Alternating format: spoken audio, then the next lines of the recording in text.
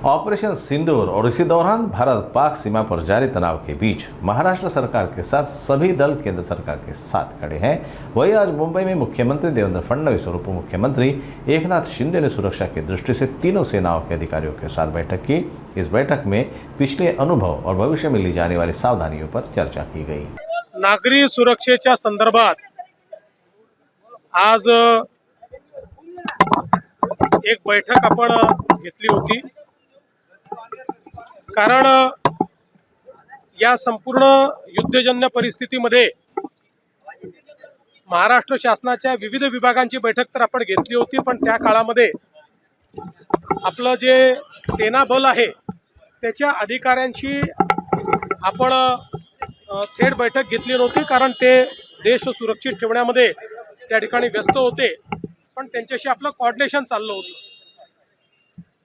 आता आजची जी बैठक आपण घेतली ती या दिवसांमध्ये जो काही आपल्याला एक्सपिरियन्स आला त्यातनं आपल्याला अधिक काय करण्याची आवश्यकता आहे, भविष्यातला आपला रोड मॅप कसा असला पाहिजे आणि आताही आपण कशा प्रकारे अलर्ट राहिलं पाहिजे या दृष्टीनं ज्या काही आमच्या फोर्सेसच्या आपल्याकडनं अपेक्षा आहेत त्याही आम्ही समजून घेतल्या, जे कन्सर्न्स आहेत तेही त्या ठिकाणी मांडले आणि विशेषतः आपल्याला कल्पना आहे की ज्या प्रकारे आपल्या सेनेनं पाकिस्तानला त्याची जागा दाखवली आणि ज्या प्रकारे आपल्या सेनेनं आतमध्ये शिरून दहशतवाद्यांचे अड्डे नेस्तनाबूत केले, त्यांचे वेगवेगळे विमानांचे जे काही हवाई अड्डे होते, सैनिकी बेसेस होत्या, त्या ज्या प्रकारे नेस्तनाबूत केल्या, त्यामुळे पाकिस्तानला हे माहिती आहे की आपण भारताविरुद्ध लढाई लढू शकत नाही। अशा परिस्थितीमध्ये ऐतिहासिकदृष्ट्या आपण हे बघितलेलं आहे की अशा परिस्थितीत ते प्रॉक्सी वॉर सुरू करतात आणि वेगवेगळ्या प्रकारच्या घटना त्या ठिकाणी घडवण्याचा प्रयत्न करतात आणि म्हणूनच मुंबई ही देशाची आर्थिक राजधानी असल्यामुळे ती अतिशय वल्नरेबल आहे। त्या दृष्टीनं काय खबरदारी घेतली पाहिजे आणि या दृष्टीनं कसं कोऑर्डिनेशन असलं पाहिजे याकरता आजची बैठक आम्ही केलेली आहे। अतिशय चांगलं कोऑर्डिनेशन आम्ही त्या ठिकाणी केलेलं आहे। जे काही कन्सर्न्स आहेत ते सेना अधिकाऱ्यांकडून आम्ही समजून घेतलेले आहेत, कुठे आपल्याला अधिक लक्ष देण्याची आवश्यकता आहे ते देखील आम्ही समजून घेतलेलं आहे आणि त्याप्रमाणे कोऑर्डिनेशननी आम्ही पुढच्या काळामध्ये काम करणार आहोत। आपली राज्य सरकारची इंटरनल जी सिस्टीम आहे त्यांच्याबरोबर एक बैठक झाली होती मुख्यमंत्री महोदयांच्या अध्यक्षतेखाली, परंतु आजची बैठक अतिशय महत्त्वाची होती, कारण civil defence, army, navy, air force, coast guard यांच्याबरोबर एक बैठक झाली, कोऑर्डिनेशनची बैठक झालेली आहे आणि त्यामध्ये अनेक मुद्द्यांवर चर्चा झाली। सुरक्षेचा विषय महत्त्वाचा होता आणि आपल्याला कुठल्याही परिस्थितीमध्ये मुंबई ही आपली भारताची आर्थिक राजधानी आहे आणि यापूर्वी देखील अतिरेक्यांनी मुंबईला 26/11 असेल,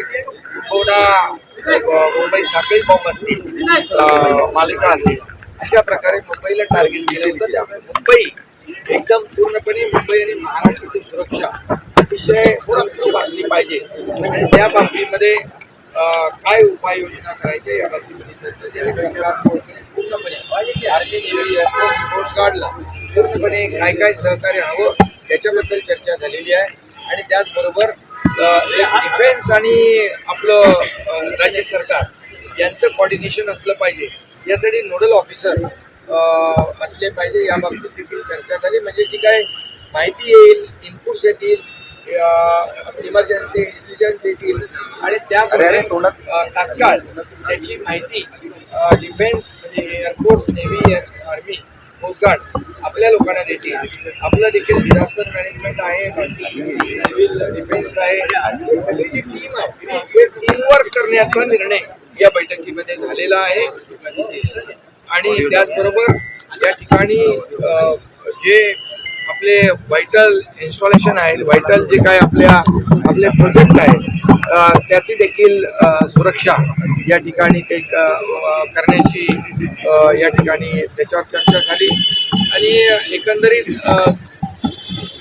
सायबर सिक्युरिटी ज्या काही आहेत त्या आपलं स्टॉक एक्सचेंज आहे, RBI आहे, त्या सगळ्याच ज्या काही व्हायटल इन्स्टॉलेशन आहेत, ABRची आहे, मग CST आहे, इतरही ज्या काही आपल्या महत्त्वाच्या ज्या काही संस्था आहेत त्यांची सुरक्षा देखील त्याच्यावर देखील चर्चा झाली, सायबर सुरक्षेवर चर्चा झाली.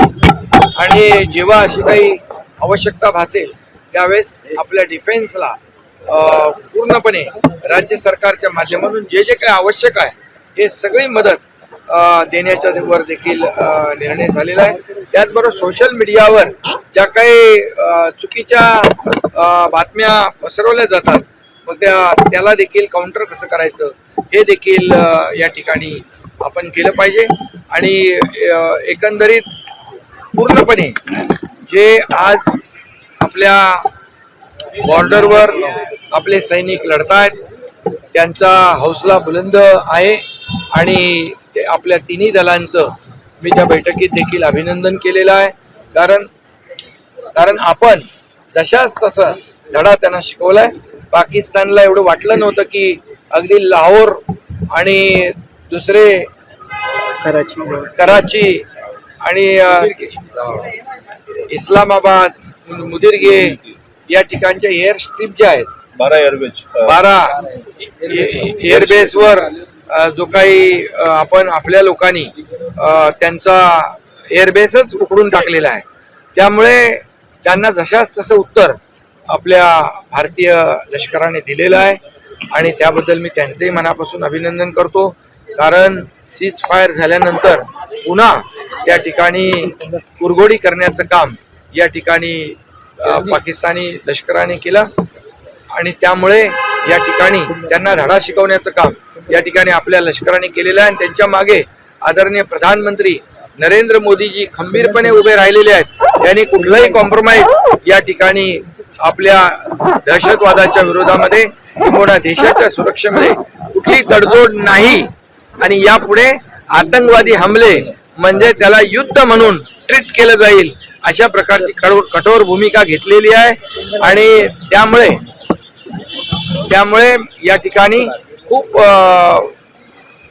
आपल्या लष्कराने जी कामगिरी केलेली आहे ती अतिशय उत्तम आहे. आणि पाकिस्तानला धडा एवढं वाटलं नव्हतं की 12-13 एअरबेस आपले उडवले जातील. आणि म्हणजे जी कारवाई केलेली आहे ती देशवासियांना गौरवास्पद आहे. आणि म्हणूनच त्याचबरोबर आपला जो 720 किलोमीटरचा कोस्टलाईन एरिया जिथून हा समुद्र मार्गे कसा आला होता त्यावर देखील चर्चा झालेली आहे की जे आपले जे लँडिंग पॉइंट आहेत त्या लँडिंग पॉइंटवर देखील सुरक्षितपणे आपल्याला त्याची सुरक्षा कशी करायची. त्याचबरोबर जे बोट आहेत आपल्या फिशरमॅनच्या बोटी असतील त्याचं आयडेंटिफिकेशन झालं पाहिजे. त्याचा विदाऊट कोणीतरी एक कुठली अनोळखी बोट येऊन या ठिकाणी येता कामा नये म्हणून त्याला आपण काय त्याला म्हणतो आपण कोड जिओ टॅगिंग करू किंवा त्याला कोडिंग सिस्टीम आपण त्यांना दिली तर त्या आयडेंटिफिकेशन त्याचं होईल आणि त्यामध्ये बार कोडिंग करायचं. आणि काही वेळास आपल्या ज्या काही गस्तीसाठी मोठे ट्रॉलर जे आहेत मध्यम ट्रॉलर आहेत ते देखील हायर करायचे आणि ते देखील आपल्या कोस्ट गार्डच्या मदतीला देण्याचं. आणि म्हणजे त्यांचं कोस्ट गार्ड, नेव्ही आणि आपले सिव्हिल डिफेन्स यांचं व्यवस्थित कोऑर्डिनेशन झालं पाहिजे. यावर देखील चर्चा झाली. कारण ते महत्त्वाचं आहे. कारण समुद्र किनारा आपला 720 किलोमीटर त्यामुळे फुलप्रूफ अशी चर्चा झाली. आणि सगळे आपण महाराष्ट्र आणि मुंबई पूर्णपणे आपण अलर्ट आहोत. कुठल्याही याचा सामना करण्यासाठी पूर्ण आपण आपलं राज्य तयार आहे.